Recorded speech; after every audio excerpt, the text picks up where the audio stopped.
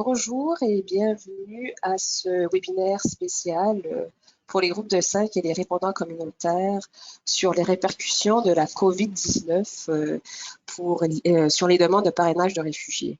Il est actuellement 16 heures, heure de l'Est, à ma montre. Alors, on va encore attendre quelques minutes avant de commencer.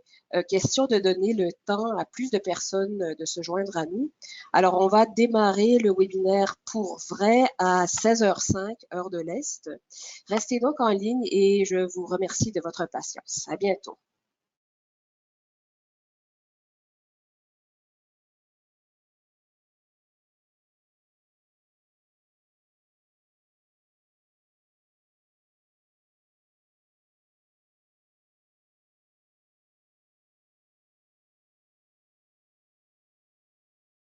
Alors, rebonjour et bienvenue à celles et ceux qui viennent de se joindre à nous. Il est actuellement 16h05, heure de l'Est à ma montre. Alors, on va commencer. Je m'appelle Lydia Yarbash et je suis une des formatrices francophones du programme de formation sur le parrainage privé des réfugiés, ou PFPR. Le PFPR est mieux connu sous son nom anglais de RSTP, mais nous sommes un programme national et bilingue financé par le ministère fédéral de l'Immigration, c'est-à-dire Immigration, Réfugiés et Citoyenneté Canada, ou IRCC. Notre mandat est de former et d'informer des groupes qui souhaitent parrainer des réfugiés pour les faire venir au Canada. Et on travaille avec les groupes de parrainage à l'extérieur du Québec seulement. Je vais encore dire quelques mots sur le Québec dans un instant. Mais je veux d'abord rapidement vous expliquer les services de notre programme pour ceux et celles qui ne le connaissent pas très bien. Alors, on offre des formations pour toutes les personnes qui s'intéressent au parrainage des réfugiés. On crée des ressources imprimées et virtuelles sur le parrainage des réfugiés. Je vais vous en montrer un exemple au cours de ce webinaire. On diffuse des mises à jour sur le programme de parrainage privé des réfugiés au nom du ministère fédéral de l'Immigration. On répond aux questions des groupes de parrainage et on vérifie aussi les formulaires de demande de parrainage avant que les parrains les soumettent au ministère de l'Immigration pour s'assurer qu'ils sont sur la bonne voie. L'objectif de ce webinaire d'aujourd'hui est de répondre à la question suivante. Quelles sont les répercussions sur le parrainage et la réinstallation des réfugiés des mesures mises en place par IRCC, par le Haut Commissariat des Nations Unies pour les réfugiés, aussi connu comme le HCR, et par l'Organisation internationale pour les migrations, ou OIM. Pour nos amis du Québec qui se sont joints à nous cet après-midi, je sais qu'il y en a quelques-uns parmi vous, les renseignements sur le traitement des demandes des groupes de parrainage et sur la soumission des demandes correspondent seulement aux renseignements qui ont été partagés avec nous par IRCC. Je vais donc vous recommander de vous mettre en contact avec le MIFI, c'est-à-dire le ministère québécois de l'Immigration, pour toute question relative aux demandes des groupes de parrainage. Malheureusement, j'ai cru comprendre qu'en ce moment, très peu de renseignements sont disponibles, mais je vous recommande quand même d'aller droit à la source en quelque sorte. Mais par contre, en ce qui concerne les bureaux canadiens des visas à l'étranger, les demandes des groupes de parrainage, les voyages des personnes parrainées et d'autres ressources que je vais partager aujourd'hui, les renseignements seront pertinents pour toutes les personnes qui s'intéressent au parrainage des réfugiés, peu importe la province. Alors là, on va commencer avec la présentation. Voici les sujets qu'on va aborder au cours de la prochaine heure et demie.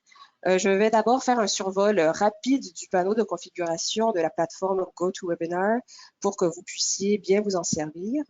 Deuxièmement, je vais présenter une récapitulation des mesures mises en œuvre en réponse à la COVID-19 qui ont eu un impact sur le parrainage et la réinstallation des réfugiés. Troisièmement, je vais présenter quelques ressources sur la COVID-19 que vous pourriez partager avec les réfugiés que vous parrainez.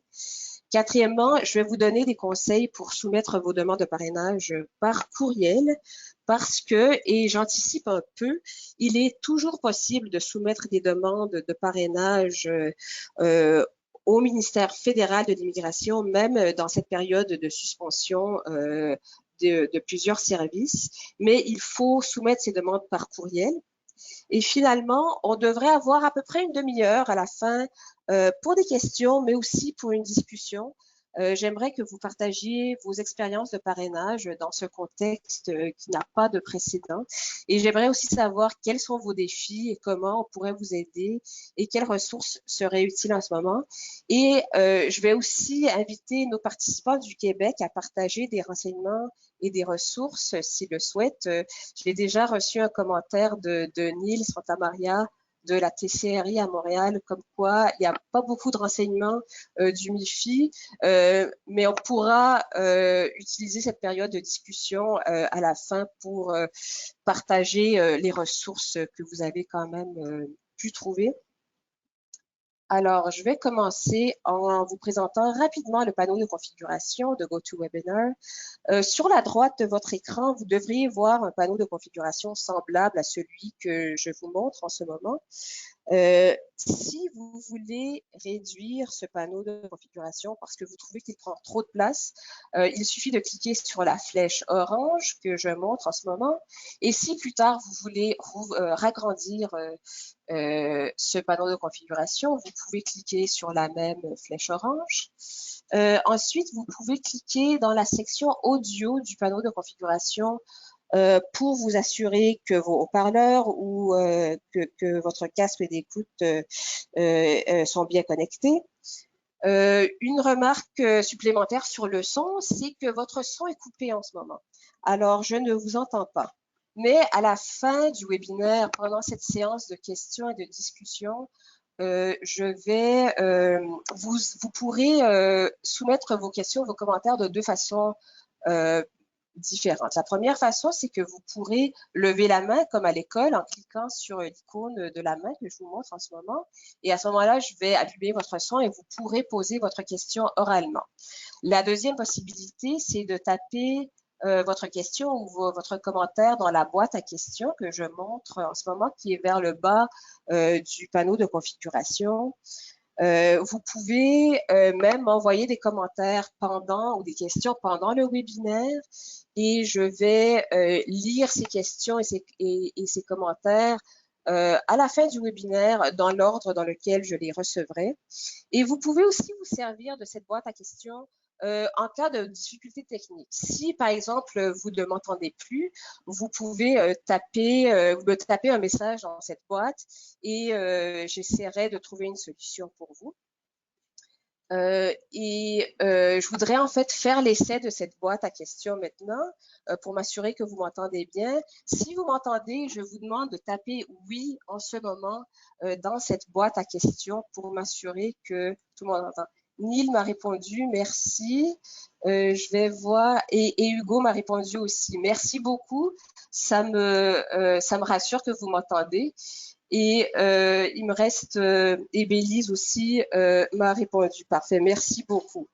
Alors, j'ai quelques remarques techniques supplémentaires. Dans votre panneau de configuration, vers le bas du panneau, vous devriez trouver une section qui s'appelle Handout, ou si jamais votre panneau était en français, la section en question s'appellerait Documents à distribuer. Dans cette section Handout ou Documents, il y a 3 documents que vous pouvez télécharger sur votre ordinateur pour les consulter à un moment ultérieur. Alors, ces documents, il y en a 3. Donc, le premier, c'est une fiche de ressources multilingue sur la COVID-19 que vous pouvez partager avec les réfugiés que vous parrainez. La deuxième, c'est un document qui nomme les personnes contacts, en fait, les coordonnées, le courriel auquel vous devez écrire pour vous adresser à IRCC en cas de question. Et le troisième document, c'est un document qui rassemble tous les liens que je vais partager dans ce webinaire. Et la dernière remarque technique, c'est que je suis en train d'enregistrer ce webinaire. Donc, vous recevrez un enregistrement du webinaire dans 24 heures si jamais vous voulez le consulter plus tard. Alors là, on est prêt à commencer pour vrai, à nous lancer dans le vif du sujet. Alors, je vais commencer par une récapitulation des mesures mises en place la semaine dernière qui ont eu un impact sur la réinstallation et le parrainage des réfugiés au Canada. Mais avant de commencer, j'ai déjà quelques avertissements. Alors, je vais présenter les mesures qui sont en vigueur aujourd'hui, ou du moins qui étaient en vigueur à 14 heures aujourd'hui. Comme vous le savez, la situation est très changeante et elle évolue très rapidement. Alors, il se pourrait que ces mesures changent dès lundi prochain ou que de nouvelles mesures soient introduites. Les mesures et les exemptions ont changé pendant que je préparais ce webinaire. Alors, voilà la preuve que ça risque de changer rapidement. De plus, la méthode de mise en œuvre concrète de certaines de ces mesures n'est pas encore très claire, alors il reste encore beaucoup de questions. Mais regardons d'abord ce que nous savons déjà. Alors, je vais d'abord parler des mesures qui ont un impact sur les arrivées des réfugiés au Canada, ainsi que sur leur voyage. Alors, comme vous le savez très certainement, le premier ministre Trudeau a annoncé des restrictions de voyage pour limiter la propagation de la COVID-19 au début de la semaine dernière. Il s'agissait donc du 16 mars. Ces restrictions de voyage sont entrées en vigueur le 18 mars 2020. Et selon ces restrictions, grosso modo, seuls les citoyens canadiens ou les résidents permanents peuvent actuellement monter à bord d'un vol à destination du Canada, peu importe le pays d'origine de ce vol. Puisque les réfugiés parrainés ne deviennent des résidents permanents du Canada qu'au moment de leur arrivée à un point d'entrée au Canada, ils ne faisaient pas au départ partie des catégories de personnes qui pouvaient entrer au Canada. Ils ne sont pas encore des résidents permanents au moment de monter dans l'avion et par conséquent, ils ne pouvaient pas voyager au Canada. Or, certains réfugiés parrainés étaient déjà en cours de route au moment où ces restrictions de voyage ont été annoncées. Alors, un nombre restreint de réfugiés parrainés, il y en avait à peu près 84, sont arrivés au Canada le 17 et le 18 mars. On leur a demandé de s'isoler dès leur arrivée pendant 14 jours pour respecter les mesures énoncées par l'Agence de la santé publique du Canada. Immigration, réfugiés et citoyenneté Canada, donc IRCC, et l'Organisation internationale pour l'immigration, je vous rappelle que c'est l'OIM, ont annulé tous les voyages de réinstallation des réfugiés parrainés qui avaient été prévus pour mars et avril 2020 jusqu'à nouvel ordre. Pour les groupes de parrainage qui avaient reçu une transmission de préavis d'arrivée d'IRCC qui indiquait que les réfugiés qu'ils parrainaient allaient arriver après le 18 mars, il y en a peut-être quelques-uns parmi nous aujourd'hui, vous auriez normalement dû recevoir un avis d'annulation de cet avis d'arrivée de la part d'IRCC. Il est aussi important de savoir que les activités du HCR et de l'OIM ont également été affectées par l'éclosion de la COVID-19. Ces deux organismes ont annoncé le 17 mars 2020 qu'ils allaient suspendre temporairement les départs pour réinstallation des réfugiés. Ils sont quand même venus en aide aux réfugiés qui étaient déjà en cours de route vers le Canada lorsque les restrictions de voyage ont été annoncées. Et qui, par conséquent, qu'est-ce que je disais, ils sont venus en aide donc à ces réfugiés qui étaient déjà en cours de route, mais qui n'ont pas pu se rendre jusqu'à leur destination, qui ont dû retourner dans leur pays d'asile. Contrairement à ceux que j'ai mentionnés il y a quelques secondes, il y en a certains qui n'ont pas pu se rendre jusqu'au Canada. Les réfugiés qui se trouvent dans cette situation-là devraient communiquer avec le bureau local du HCR ou de l'OIM pour recevoir de l'aide. S'ils n'arrivent pas à se mettre en contact avec leur bureau local, le groupe de parrainage devrait communiquer avec le Centre d'opération de réinstallation à Ottawa, qui est aussi connu comme le CORO, pour obtenir plus de renseignements sur ce que devrait faire le réfugié. Alors, je vous rappelle que le corps O est le service d'IRCC qui traite et évalue les demandes de parrainage de réfugiés.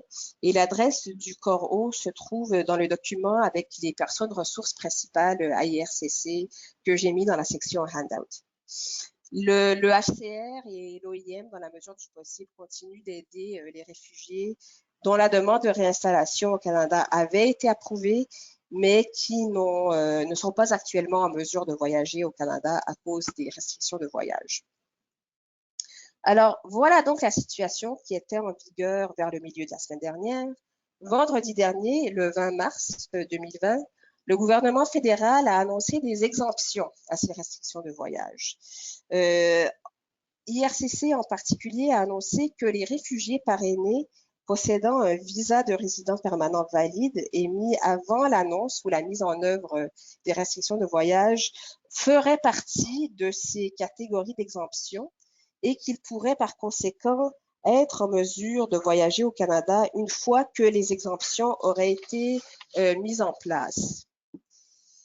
Hier, IRCC a annoncé tard dans la journée que ces exemptions ont effectivement été mises en œuvre et que les personnes exemptées peuvent maintenant voyager au Canada.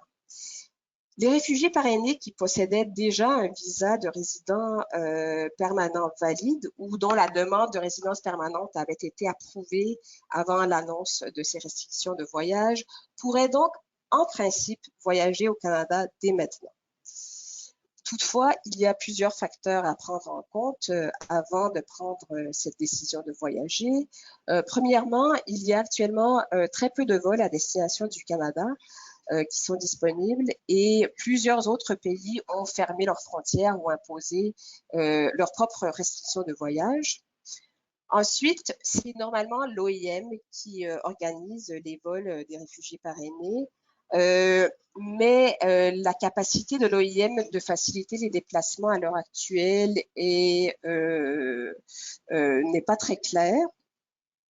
De plus, les réfugiés nouvellement arrivés au Canada devront s'isoler pendant 14 jours dès leur arrivée, selon les recommandations de l'Agence de santé publique du Canada. Et leurs parrains doivent s'assurer de toujours pouvoir soutenir les réfugiés dès leur arrivée, malgré les conditions difficiles imposées par la COVID-19. Ça signifie que les parrains devraient trouver un logement qui permettrait aux réfugiés nouvellement arrivés de se mettre en quarantaine pendant 14 jours dès leur arrivée. Et les parrains doivent également toujours avoir la capacité de soutenir les réfugiés financièrement et de les aider à s'établir. Or, on sait que la COVID-19 a eu un impact très fort sur l'économie et que de nombreuses personnes ont été licenciées dans les dernières semaines ou voient leurs revenus diminuer. Et de plus, il y a de nombreux services d'établissement qui ont été suspendus. Alors, la tâche n'est pas très facile pour les parrains en ce moment. Alors, tout ça pour dire que, en fin de compte, c'est IRCC qui communiquera avec les groupes de parrainage par courriel si et lorsque les réfugiés seront en mesure de voyager. Les groupes de parrainage et les réfugiés ne devraient pas communiquer avec IRCC. Donc, tout ça, c'est une façon un peu compliquée de vous dire que même si en principe, les réfugiés parrainés font partie des catégories d'exemption aux restrictions de voyage, pour l'instant, il n'y a pas vraiment de façon pour qu'ils voyagent au Canada. Et si ça devient possible à un moment donné, c'est IRCC qui en avisera le groupe de parrainage. Et en aucun cas, les réfugiés devraient-ils essayer de réserver des billets d'avion. Les groupes de parrainage ne devraient pas non plus parce que les possibilités sont restreintes à néant, je dirais. Alors, en ce qui concerne le traitement des demandes de parrainage, la première remarque s'applique seulement au reste du Canada, à l'extérieur du Québec. Alors, le Centre d'opération de réinstallation à Ottawa, ou le CORO, qui traite les demandes des groupes de parrainage, est fermé mais les agents et tout le personnel font du télétravail à partir de la maison, comme la majorité d'entre nous. Ils traitent donc toujours les demandes à distance, ce qui signifie que le corps O est toujours en mesure de traiter les demandes, mais seulement celles qui sont soumises par courriel. Les agents ne sont pas en mesure de traiter les demandes soumises par la poste parce qu'il n'y a tout simplement personne au bureau pour recevoir ces demandes. Alors, si parmi nos participants aujourd'hui, il y a des groupes de parrainage qui ont déjà soumis une demande par la poste dans les dernières semaines, ne resoumettez pas votre demande par courriel pour éviter le dédoublement. C'est ce que le CORO nous a demandé. Les demandes envoyées par la poste seront traitées une fois que le CORO aura repris ses activités normales dans l'ordre dans lequel il aura reçu ses demandes. En ce qui concerne les bureaux de migration ou les bureaux des visas à l'étranger, c'est-à-dire les bureaux qui traitent la demande des réfugiés parrainés. Alors, ces renseignements concernent tout le monde, où que vous soyez au Canada. Certains de ces bureaux de migration sont fermés. D'autres sont toujours ouverts, mais certaines entrevues de qualification avec les réfugiés ont été annulées. De plus, aucun visa ou autre document de voyage ne sera émis jusqu'à nouvel ordre et aucune visite de zone dans les pays qui relèvent de ces bureaux de migration ne sera effectuée jusqu'à nouvel ordre.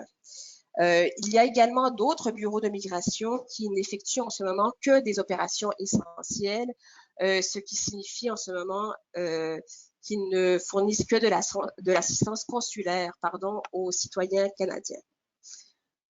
Alors, en général, à cause des effets de la COVID-19 sur les activités de l'IRCC, on peut s'attendre, vous pouvez sûrement le deviner, à des retards de traitement, que ce soit au Canada, au corps O, ainsi qu'à l'étranger dans les bureaux de migration. Et à l'heure actuelle, l'IRCC n'est pas en mesure de donner des précisions sur les retards, les nouveaux délais de traitement, parce que la situation évolue très rapidement.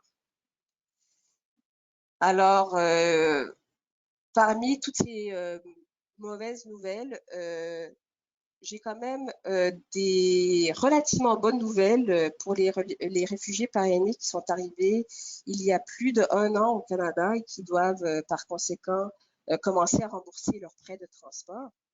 Alors, les activités de recouvrement des frais de transport seront suspendues pendant 6 mois jusqu'en septembre 2020.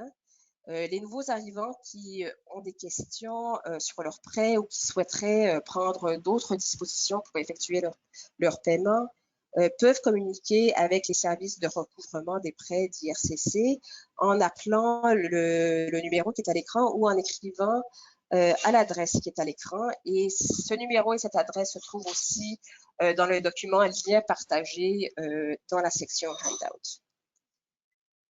Alors, je vais maintenant partager quelques ressources sur la COVID-19 qui pourraient être partagées avec les réfugiés parrainés. Certaines de ces ressources sont multilingues, donc elles pourraient être partagées même avec les réfugiés qui se trouvent à l'extérieur du Canada, ainsi qu'avec ceux qui sont déjà au Canada. Alors, vous avez sans doute tous reçu des centaines de courriels récemment sur la COVID-19, sur comment vous protéger, les remèdes maison, etc. Vous vous êtes sûrement demandé à un moment donné, mais où trouver des renseignements fiables? Alors, je vais présenter 2 ressources que je trouve particulièrement utiles et que je consulte moi-même tous les jours. Vous les connaissez peut-être déjà, mais ça vaut quand même la peine d'en parler. Donc, la première, je vais sortir de la présentation pour vous montrer ces sites web en vif, en direct. Alors, voilà, le premier site web, c'est le centre de ressources de l'Agence de la santé publique du Canada sur la COVID-19. Alors, c'est une page qui a quand même plusieurs ressources intéressantes. il y a des renseignements sur les mesures à prendre pour limiter la propagation du virus, pour se protéger, des renseignements sur les symptômes. Il y a même une auto-évaluation en haut de la page pour les personnes qui ont des symptômes semblables à ceux de la COVID-19 pour savoir quelles seraient les prochaines mesures à prendre.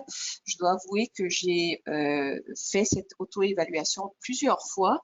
Alors, je la trouve quand même assez utile. Il y a des avis aux voyageurs et des renseignements sur le soutien économique qui sera fourni par le gouvernement du Canada aux personnes dont le revenu a été affecté par toutes les fermetures. Deux autres caractéristiques intéressantes de cette page, c'est qu'au bas de la page, il y a quelques fiches de renseignements sur divers sujets reliés à la COVID-19 qui pourraient être utiles à partager avec les réfugiés que vous parrainez. Et vers le bas de la page, il y a cet assistant virtuel qui vous permet de poser des questions en temps réel pendant que vous visitez la page. Je me suis pas servi de cet assistant virtuel, alors je sais pas si les réponses sont très rapides, mais c'est bon de savoir que cet outil existe.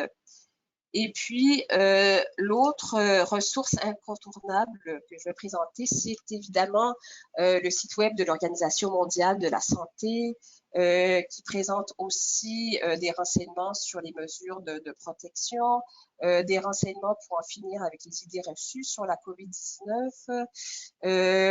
C'est aussi une page qui présente des fiches d'information que vous pouvez télécharger, qui sont quand même assez conviviales et que vous pouvez partager avec les réfugiés que vous parrainez. Il y a aussi des renseignements sur comment aider les enfants à gérer le stress pendant l'éclosion de la maladie. Alors, si les familles que vous parrainez ont des enfants, ça pourrait aussi être intéressant de partager ces conseils avec les parents. Et puis, je vais retourner dans la présentation. La troisième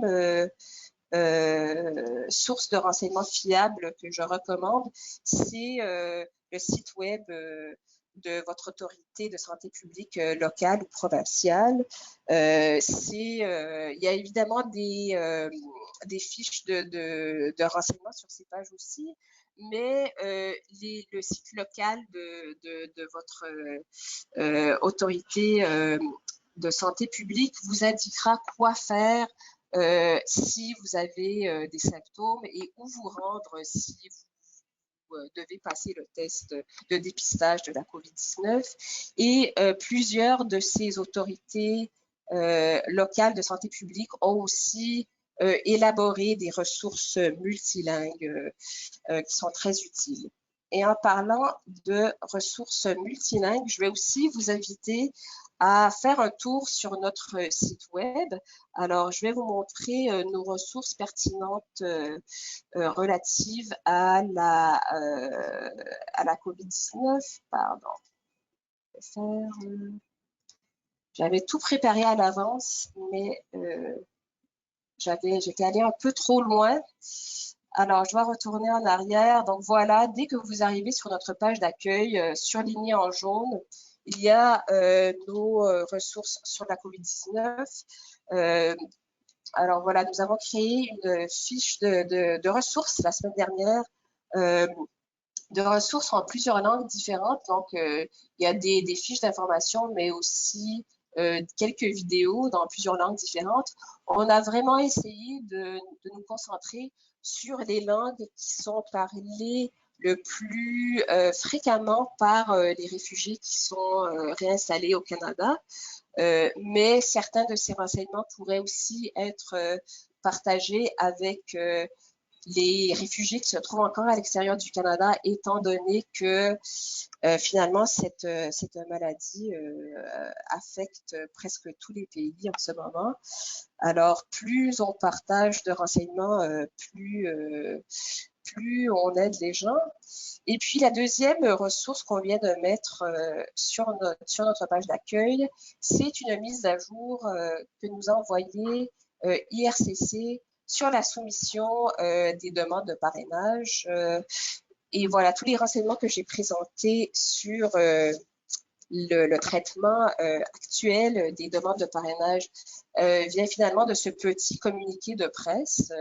Alors, dès que nous recevrons d'autres mises à jour d'IRCC, on va aussi les mettre sur notre page d'accueil. Alors, je vous recommande de reconsulter notre page dans les semaines à venir pour voir s'il y a d'autres nouvelles d'IRCC. Alors, je vais retourner dans la présentation et je vais justement maintenant vous parler des démarches, des étapes à suivre pour soumettre une demande de parrainage par courriel au corps O en ce moment, puisqu'il est impossible de soumettre des demandes par la poste.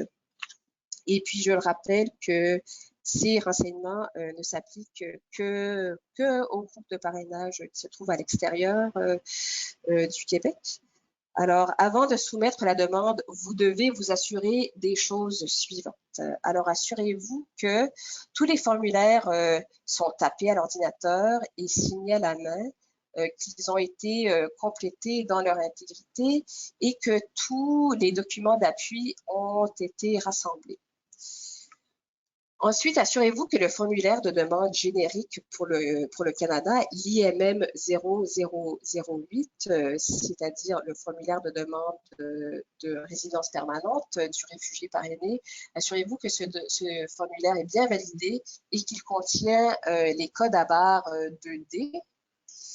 Assurez-vous d'avoir accès à un scanner à haute résolution. On recommande au moins 400 points par pouce. Et la raison pour laquelle vous avez besoin d'un scanner, c'est pour numériser les documents d'appui du groupe de parrainage, les documents d'appui des réfugiés parrainés, ainsi que les formulaires, ou du moins les pages de signature des formulaires.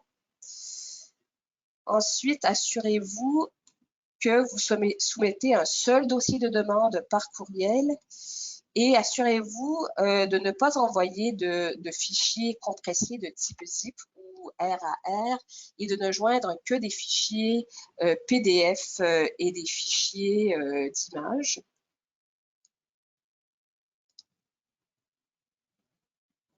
Alors, voici les exigences pour soumettre une demande de parrainage par courriel. Voici le format auquel doit se conformer l'objet du courriel. Alors, il faut mettre demande de parrainage du G5 si vous parrainez, si vous êtes un groupe de 5, ou demande de parrainage du RC si vous parrainez en tant que répondant communautaire, pour nom de famille du demandeur principal en majuscule, virgule, suivi de son prénom. La taille totale du courriel ne doit pas dépasser 10 mégaoctets. C'est la limite officielle énoncée par IRCC. En réalité, il vaudrait mieux que la taille totale du courriel ne dépasse pas 9 mégaoctets. Si le courriel dépasse 9 ou 10 mégaoctets, la boîte de réception du CORO ne pourra pas recevoir le courriel. C'est tout simplement un problème avec la boîte de réception du CORO.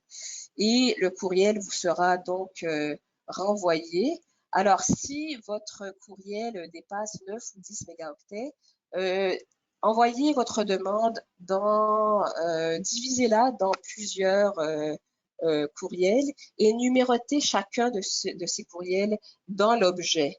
Donc, il faudra mettre demande de parrainage du G5 pour un tel, virgule, Jean, partie 1 sur 2 ou 1 de 2.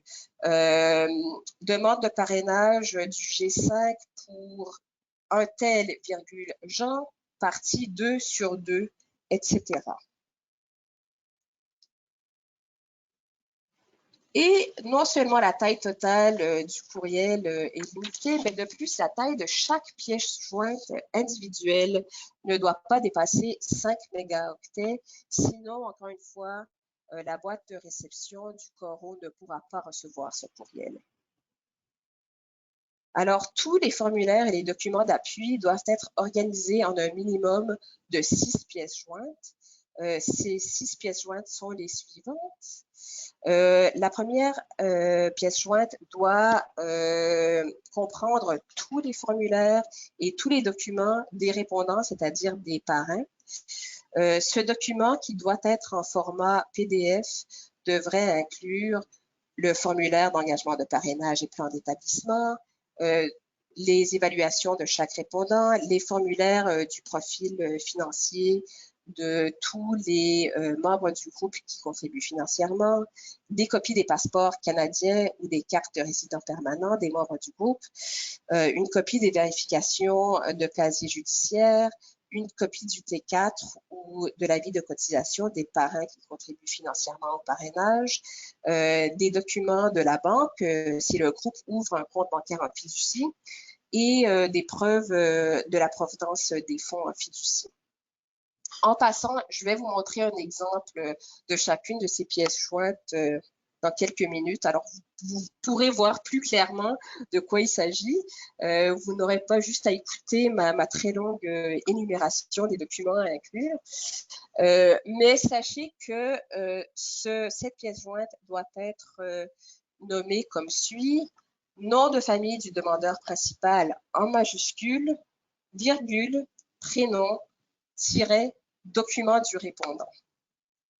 Ensuite, la deuxième pièce jointe, c'est le formulaire de demande générique pour le Canada, l'IMM 0008. Et pour les familles parrainées de plus de 5 personnes, il faut aussi joindre le formulaire intitulé « Personnes à charge additionnelle, déclaration ». Ce formulaire, c'est le IMM 0008 DEP. Et ce fichier, que ce soit l'IMM 0008 tout seul ou l'IMM 008 plus IMM 0008 DEP, ensemble devraient s'appeler nom de famille du demandeur principal en majuscule, virgule, prénom, tiret, IMM 0008. La troisième pièce jointe doit comprendre l'annexe A, l'annexe 2, qui sont les deux autres formulaires que doit remplir le réfugié parrainé. Et dans les cas où le réfugié a désigné une personne pour le représenter auprès d'IRCC, il faut aussi joindre le formulaire intitulé « Recours au service de représentant ». Et ces trois formulaires, ou 2 ou 3 formulaires selon le cas, doivent être rassemblés dans un seul fichier qui sera nommé nom du demandeur principal en majuscule, virgule, prénom, tiret, annexe. Alors, vous commencez déjà à voir le modèle pour les noms des fichiers. Alors, les noms des pièces jointes restantes ne vous surprendront pas. La quatrième pièce jointe, elle devrait contenir les photos de tous les membres de la famille. Il faut inclure une photo de chaque demandeur et ce fichier doit être nommé, vous vous en doutez bien, nom de famille du demandeur principal en majuscule, virgule, prénom, tiret, photo. La cinquième pièce jointe doit être une copie des passeports ou des titres de voyage des personnes parrainées si elles ont accès à ces documents. Et ce fichier doit être nommé nom de famille du demandeur principal en majuscule, bien sûr, virgule, prénom, tiret, passeport. Et finalement, la sixième et dernière pièce jointe doit inclure des copies des documents à l'appui des réfugiés. Ces documents à l'appui, ça peut comprendre des copies des certificats de naissance ou de décès, si c'est pertinent, ou des copies des certificats de mariage ou de divorce, des copies des documents d'identité ou de la carte d'identité nationale, des documents concernant la garde des enfants ou la tutelle légale, un dossier militaire, les rapports de police, le cas échéant, un dossier de détention, le cas échéant, des documents appuyant l'histoire de la fuite du réfugié de son pays d'origine, ainsi que la preuve de statut de réfugié, qui est le seul document qui est tout à fait obligatoire parmi tous les documents d'appui possibles que je viens de citer. Et tous ces documents doivent être rassemblés en un seul fichier PDF qui devrait être nommé nom de famille du demandeur principal, en majuscule, virgule, prénom, document à l'appui. Alors, selon les circonstances dans lesquelles les réfugiés ont dû fuir, ils n'ont peut-être pas eu le temps de rassembler tous ces documents avant leur fuite. Alors, si les réfugiés que vous parrainez n'ont pas de passeport ou de documents à l'appui, vous devriez expliquer pourquoi c'est le cas dans un document Word que vous sauvegarderez sous format PDF pour le soumettre. C'est quelque chose qui se produit quand même assez souvent. Alors, je vais maintenant vous montrer, je vais sortir de la présentation pour aller vous montrer un courriel que j'ai préparé pour illustrer à quoi devrait ressembler un courriel de soumission de demande de parrainage. Alors, cette demande, on va dire, j'ai décidé que pour l'exemple, cette demande, c'est une demande d'un groupe de 5 qui parraine un seul réfugié célibataire qui s'appelle Monsieur Untel. Alors, j'attire d'abord votre attention sur l'objet du courriel qui est conforme aux exigences d'IRCC. Donc, c'est demande de parrainage du G5 pour Untel en majuscule, virgule, monsieur. Et puisque c'est une demande pour une seule personne, les fichiers sont assez petits. Alors, j'ai réussi à les rassembler dans un seul courriel, mais j'indique quand même partie 1 sur 2 pour indiquer aux agents du Coro que la demande est complète dans ce courriel. Et, oh, pardon, j'ai perdu mon courriel. Alors, le revoilà. Alors, j'espère que l'écran est assez grand. Malheureusement, je vais essayer de l'afficher en plus grand. Non, ça marche pas. Malheureusement, j'espère que vous voyez quand même assez bien. Ici, c'est écrit Show all 6 attachments, donc montrer les 6 pièces jointes. Donc, j'ai bien mis les 6 pièces jointes. Le total de ces pièces jointes, c'est 3 mégaoctets. Donc, c'est largement inférieur aux 9 ou 10 mégaoctets recommandés. Donc, il ne devrait pas y avoir de problème à ce niveau-là. Voilà les 6 pièces jointes. J'ai tellement répété souvent les conventions pour nommer les fichiers que je ne vais pas les répéter maintenant, mais observez tout simplement qu'elles correspondent bien au format que je viens de citer. Alors, je vais ouvrir les 6 pièces jointes juste pour que vous voyez à quoi elles ressemblent. Alors, voilà la première pièce jointe qui sont les documents des répondants, donc des parrains.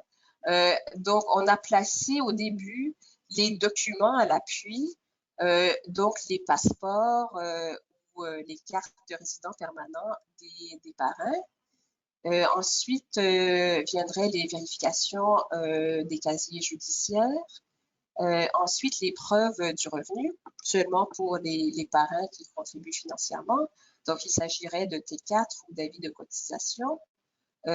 Ensuite, pour les groupes qui ont ouvert un compte bancaire en fiducie, dans ce document, dans ce fichier, vous joindriez aussi les relevés de ce compte bancaire et la lettre de la banque attestant de l'existence de ce compte.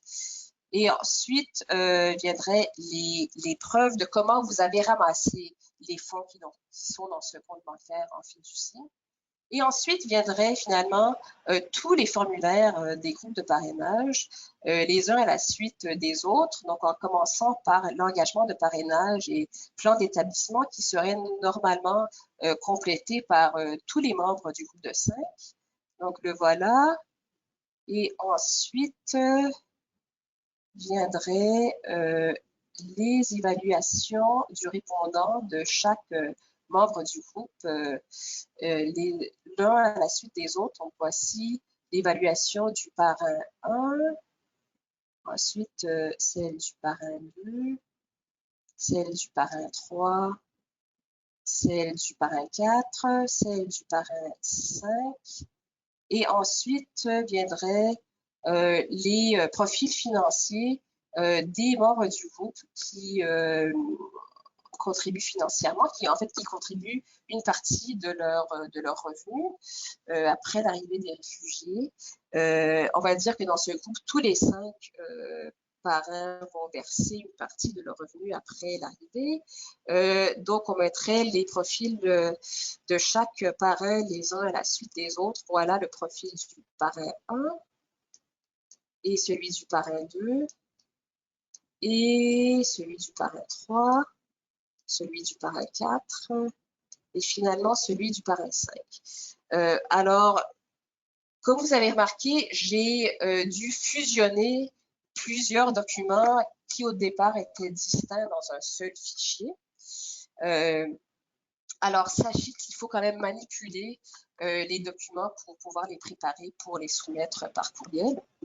Ensuite vient le l'IMM 0008 de Monsieur Untel.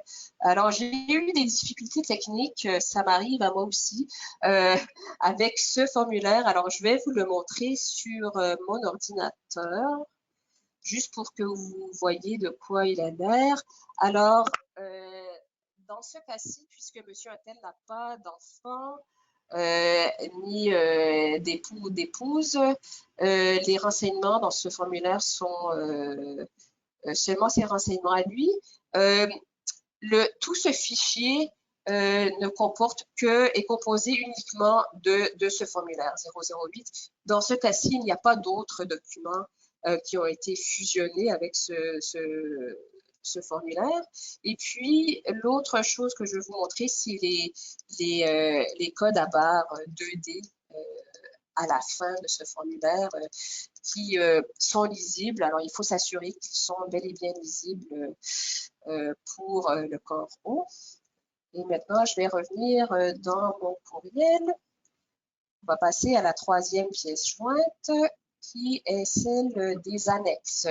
Dans ce cas-ci, M. Untel n'aura pas recours à un représentant. Donc, les 2 seuls documents qui se trouvent dans ce fichier sont l'annexe A et ensuite l'annexe 2 à sa suite. Voilà. Alors, encore une fois, j'ai dû fusionner les deux formulaires pour préparer la soumission de la demande par courriel. La 4e pièce jointe, c'est la photo. Et donc, il faut une image du devant de la photo et de l'arrière de la photo. Sur l'arrière de la photo, il faut mettre le nom et la date de naissance du demandeur principal, ainsi que, si c'est possible, des renseignements sur le studio qui a pris la photo. Et ensuite, la 5e pièce jointe, ça serait le passeport. Normalement, Monsieur Untel n'a pas de passeport. Il a dû fuir sans passeport. Et donc, ce que vous pouvez faire, ce qui peut être fait dans ce cas-ci, c'est que les parrains ou le réfugié parrainé peuvent taper une petite explication sur pourquoi ils n'ont pas accès à leur passeport et sauvegarder ça en tant que PDF et le soumettre en tant que 5e pièce jointe. Et la dernière pièce jointe, c'est les documents à l'appui du réfugié. Le seul document qui est obligatoire, comme je l'ai dit tout à l'heure, dans le reste du Canada, à l'extérieur du Québec, c'est la preuve de statut de réfugié. Et disons, pour l'exemple que M. Untel avait aussi accès à son dossier de détention et à un dossier militaire parce qu'il avait fait partie de l'armée. Donc voilà à quoi devraient ressembler grosso modo les pièces jointes. Je voulais attirer votre attention sur dernière chose, c'est sur la taille de chaque pièce jointe individuelle. Donc, la plus grosse pièce jointe, c'est celle-ci qui fait 2 mégaoctets. Les 5 autres pièces jointes sont inférieures à 1 mégaoctet. Donc, elles respectent largement les limites de la boîte de réception du coraux. Donc, il ne devrait pas y avoir de problème avec cette demande-ci, avec ces caractéristiques-ci. Alors, revenons maintenant dans notre présentation. Pour soumettre la demande, vous devez l'envoyer au courriel du coraux qui est à l'écran. Il se trouve aussi, comme je l'ai dit tout à l'heure, dans le document personnes ressources dans la section Handout, parce que c'est quand même une adresse assez compliquée. Alors, il vaut mieux copier-coller à partir du document personnes ressources. C'est plus facile. Si la demande a été soumise correctement, vous recevrez une réponse automatique pour chaque courriel que vous avez envoyé. Cette réponse automatique sert d'accusé de réception. Conservez une copie de chaque réponse automatique au cas où, si jamais il y avait un problème et que le coraux vous disait ben, on n'a jamais reçu votre demande, si vous conservez une copie de la réponse automatique, et je vous conseille de le faire sous forme de PDF, si possible, vous aurez donc la réponse automatique avec la date et l'heure à laquelle vous l'avez reçue, et vous pouvez présenter cette copie PDF comme preuve que vous avez bel et bien soumis votre demande et qu'elle a été reçue. Si vous ne recevez pas d'auto-réponse pour un de vos courriels, il faut resoumettre le courriel. Si vous envoyez plusieurs courriels, ne resoumettez que le courriel pour lequel vous n'avez pas reçu de réponse automatique. Sauf si vous vous rendez compte que la raison pour laquelle vous n'avez pas reçu de réponse automatique, c'est parce que un de vos courriels ou plusieurs de vos courriels contenaient des fichiers qui étaient trop grands, qui dépassaient 5 mégaoctets, et que dans ce cas-là, vous voulez rediviser vos courriels ou remanier un peu vos documents et que vous devez par conséquent renuméroter vos courriels. Dans ce cas-là, si vous renumérotez, c'est plus simple de tout renvoyer avec la nouvelle numérotation en mettant soumission en majuscule au début de l'objet du courriel. Et il serait aussi utile d'ajouter une petite note explicative dans votre courriel pour indiquer pourquoi vous resoumettez la demande. Alors, si donc j'ai parlé des manipulations qu'il faut faire aux documents pour pouvoir les préparer pour les soumettre par courriel. Donc, j'ai parlé de fusion de différents documents PDF et j'ai aussi beaucoup parlé des restrictions de la taille des fichiers. Donc, il est possible que vous ayez à réduire la taille de vos pièces jointes.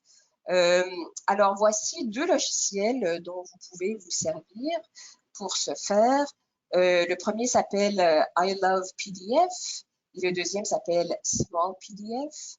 Ils sont tous les deux disponibles en ligne. Il est possible d'utiliser une version gratuite que vous pouvez utiliser à même votre navigateur web.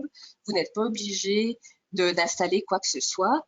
Et les fonctionnalités gratuites de ces 2 logiciels devraient normalement suffire pour préparer les documents pour la soumission par courriel. Moi, j'ai utilisé I Love PDF pour fusionner les documents dans l'exemple de demande que je vous ai montré et ça a quand même bien fonctionné. Si vous voulez plus de renseignements sur ces logiciels et sur comment soumettre une demande par courriel, vous pouvez regarder un webinaire qu'on a proposé l'année dernière à ce sujet. Voici l'adresse à laquelle vous pouvez trouver ce webinaire et cette adresse se trouve évidemment aussi dans le document lien partagé dans la section Handout. Ce webinaire est en anglais.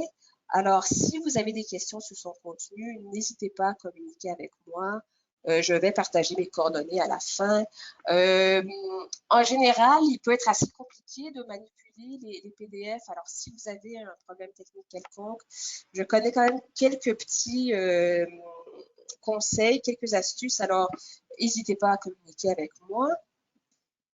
Et finalement, ma présentation tire à sa fin, mais comme je l'ai dit au début, la situation est très changeante. Elle évolue rapidement et il y a beaucoup de choses qui ne sont vraiment pas très claires en ce moment.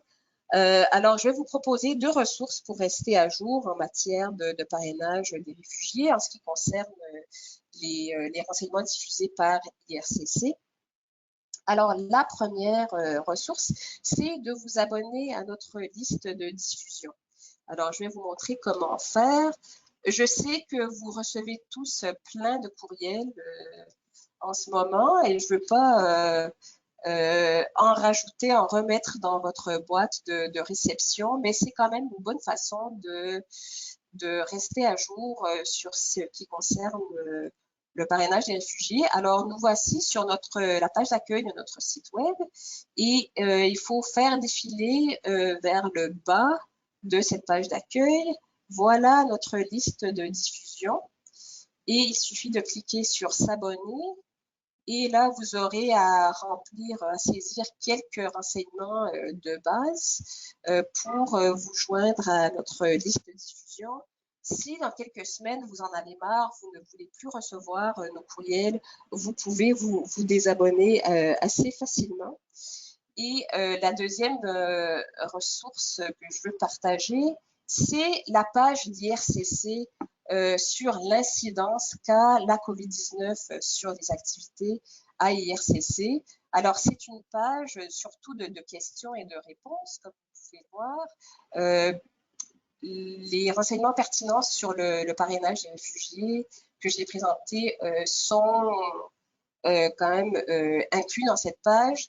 Vous pouvez voir que c'est une page qui est quand même mise à jour de temps en temps et vous pouvez voir quand est-ce qu'elle a été mise à jour la dernière fois. C'était hier soir, en fin d'après-midi ou en début de soirée. Et donc voilà, l'annonce principale, la dernière mise à jour, c'est concernant les exemptions qui ont été mises en place, qui permettent en principe aux réfugiés parrainés dont la demande de résidence permanente a été acceptée de voyager. Mais comme on l'a vu, c'est à peu près impossible en ce moment. Et d'ailleurs, je crois que dans cette question-ci, qui est particulièrement pertinente en ce moment, quand les exemptions seront en place, les personnes exemptées devraient-elles se précipiter immédiatement au Canada? Alors, cette page a été mise à jour hier, mais alors voilà la partie clé, la réponse, c'est étant donné que les restrictions de voyage sont en place dans de nombreux pays partout au monde et que les voyages aériens internationaux ont été réduits pendant l'épidémie de COVID-19, nous ne recommandons pas que ceux qui ont été exemptés des restrictions de voyage essaient immédiatement de se rendre au Canada. Alors, voilà la situation. En principe, il y a des exemptions, mais dans les faits, il est à peu près impossible de se rendre au Canada pour les réfugiés parrainés. Alors, nous en arrivons finalement à la partie un peu plus interactive de notre séance. Alors, vous pouvez poser des questions sur le contenu du webinaire et toute autre question. Je vous invite à partager vos défis et vos préoccupations à l'heure actuelle. Et je vais aussi inviter nos amis du Québec à partager leurs expériences. Alors, je vous rappelle qu'il y a 2 méthodes pour intervenir. Vous pouvez soit lever la main en cliquant sur l'icône de la main et je vais allumer votre micro, ou vous pouvez taper une question ou un commentaire. Et je sais que j'ai reçu plusieurs commentaires pendant la présentation. Alors, je vais y jeter un coup d'œil maintenant. Je vais les lire dans l'ordre dans lequel je les ai reçus. Et je vais commencer par les commentaires que j'ai reçus, les commentaires tapés. Et ensuite, je vais passer aux mains levées. Alors, je vais regarder dans ma boîte à questions.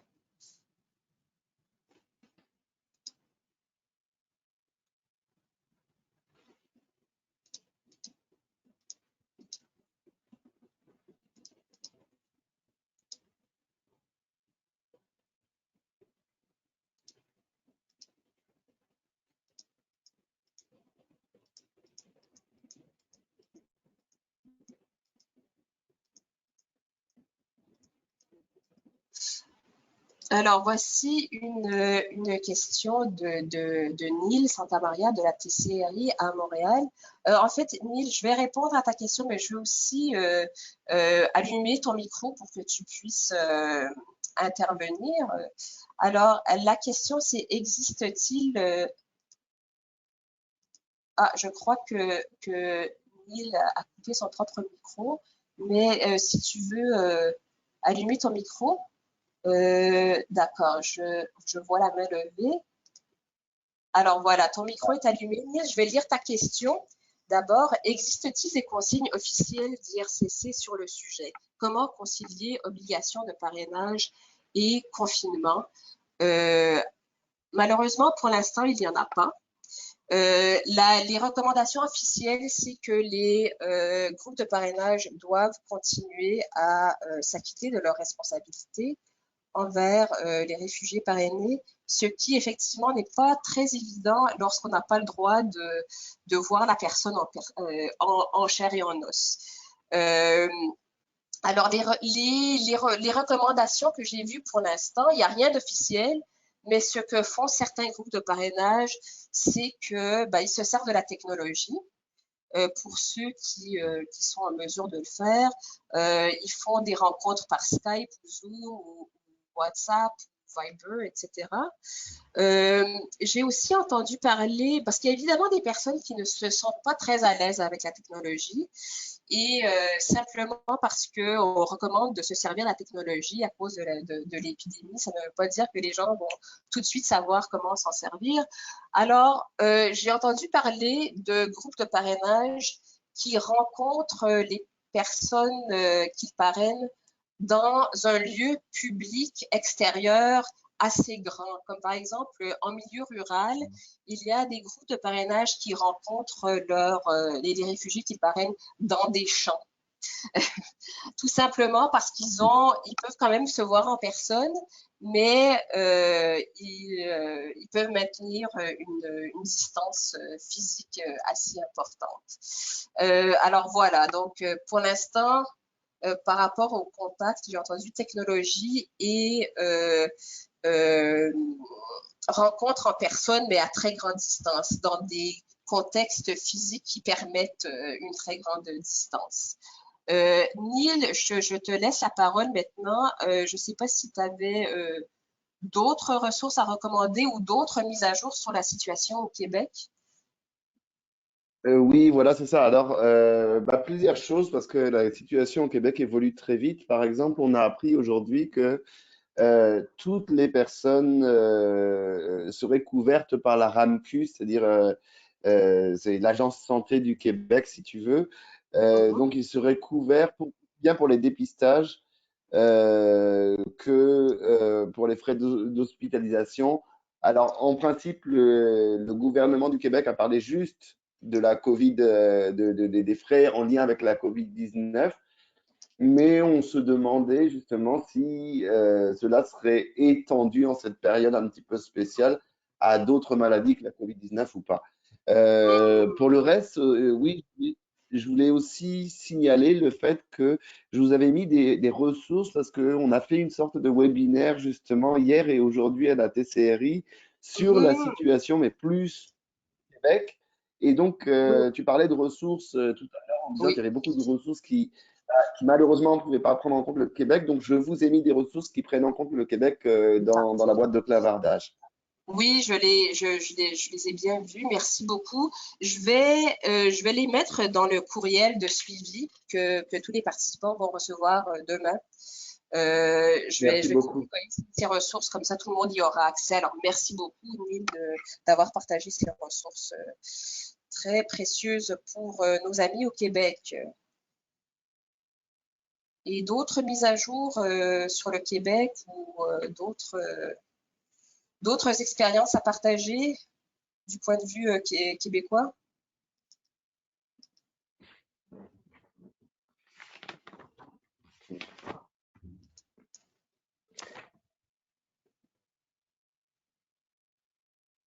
Bon, disons, enfin, il y a sûrement des gens qui auront d'autres choses à dire, mais disons que pour le moment, il y a pas mal de questions aussi sur tout ce qui est prestations canadiennes d'urgence, là, le Mhm. PCU.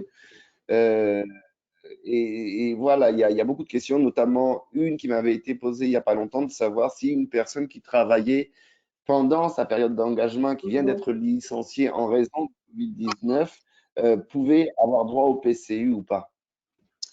Donc, pour donc un réfugié parrainé qui aurait été licencié. Oui. Oui, donc nous aussi, on a reçu cette question-là déjà dans le reste du Canada. Alors la question difficile, c'est la question épineuse, c'est de voir si, parce que normalement, les réfugiés parrainés n'ont pas droit d'accéder à l'assistance sociale pendant la période de parrainage.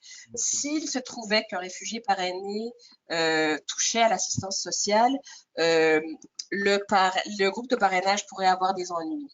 Mais Ouais.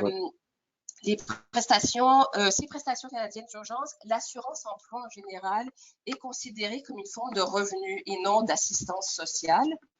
Alors, Mhm.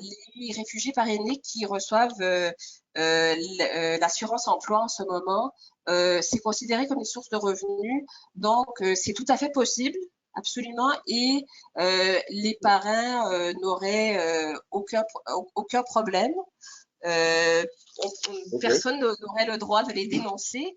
Et de plus, étant donné que les prestations de l'assurance emploi sont considérées comme une source de revenus, les parents pourraient même réduire le montant d'argent qu'ils fournissent aux réfugiés parrainés, mais seulement si les prestations de l'assurance sociale atteignent un certain, disons, le 50% du montant que le réfugié devrait normalement recevoir de la part de ses parents. Alors, en ce qui concerne l'assurance emploi, il n'y a pas de problème. Pour ce qui est des autres, parce qu'il y a quand même de nombreuses formes d'assistance qui ont été annoncées, je dois avouer que je dois me renseigner un peu plus. Je sais que euh, plusieurs de ces mesures ont été annoncées, mais elles ne sont pas toutes en place tout de suite. Alors, il y a beaucoup de questions, mais je dirais que d'emblée, les réfugiés parrainés qui reçoivent de l'assurance emploi, ça devrait être tout à fait acceptable. Il ne devrait y avoir aucun problème pour les parrains. Ok. Donc, c'est quand même Merci. une moyennement bonne nouvelle. Voilà, une bonne nouvelle, disons-le. D'accord, je crois qu'il y a, est-ce qu'il y a d'autres questions? Il nous reste encore une vingtaine de minutes. Alors, si quelqu'un veut poser des questions, je vois, il y a peut-être une nouvelle question.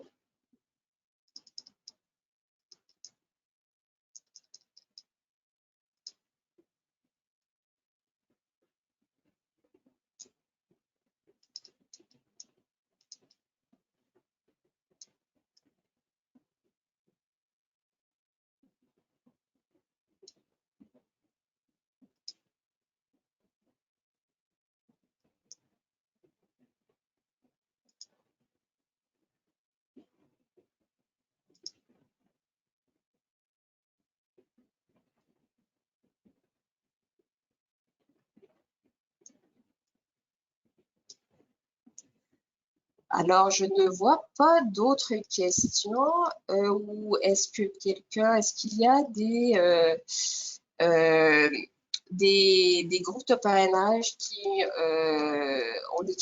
ont déjà, dont les réfugiés qui parrainent sont déjà au Canada et vous avez des questions sur comment gérer la situation, ou même encore des groupes de parrainage qui prévoient de soumettre une demande, mais dont les réfugiés que vous voulez parrainer se trouvent à l'extérieur et vous vous demandez comment expliquer la situation au Canada ou ailleurs.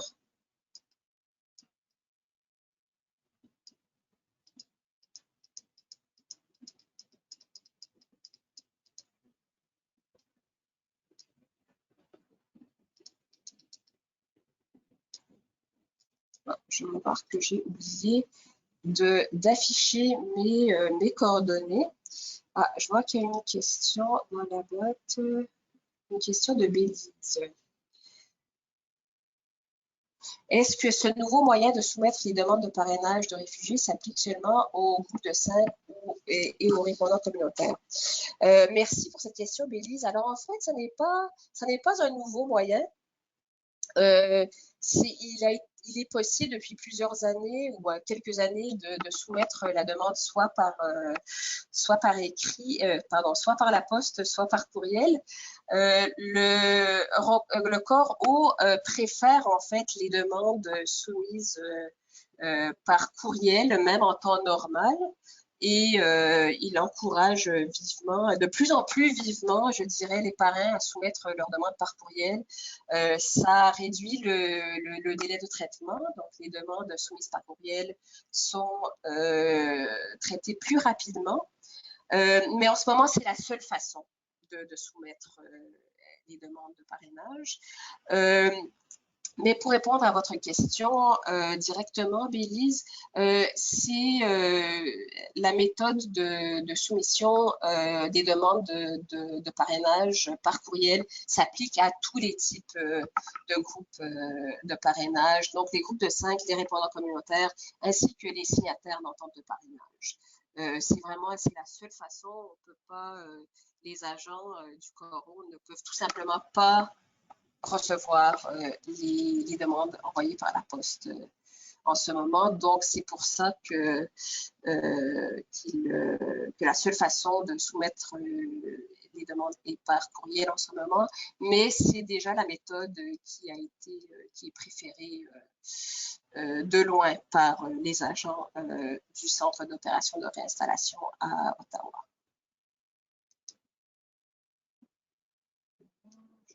Merci.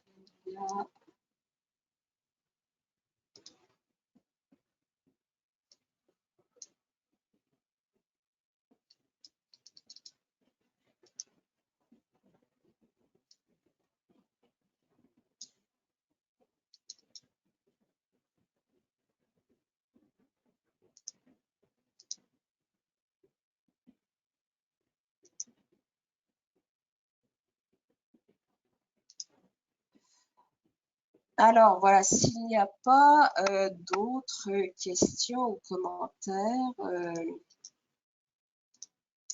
je vais conclure le webinaire. Merci d'être resté aussi longtemps. Si vous avez des questions, la situation est très changeante, je le répète. Alors n'hésitez pas à vous mettre en contact avec moi si vous avez des questions qui surviennent dans les semaines à venir. On ne sait pas trop combien de temps va durer cette situation, malheureusement. Alors, pour l'instant, on n'a vraiment aucune idée de quand est-ce que les voyages des réfugiés au Canada pourront reprendre. Mais si vous avez des questions, n'hésitez pas du tout à vous mettre en contact avec moi. Donc, voilà mon numéro de téléphone et mon adresse de courriel. Je travaille à partir de la maison, moi aussi, mais je reçois quand même mes appels du travail. Alors, n'hésitez pas à vous mettre en contact avec moi. Alors, merci à vous. Un grand merci à Neil. Je vais partager les renseignements, les ressources pour le Québec par courriel avec tous les participants. Et merci à tous et à toutes d'avoir participé à ce webinaire. Je vous souhaite une bonne fin de semaine et je vous demande aussi de bien prendre soin de vous. Alors, merci beaucoup et au revoir. Bonne soirée.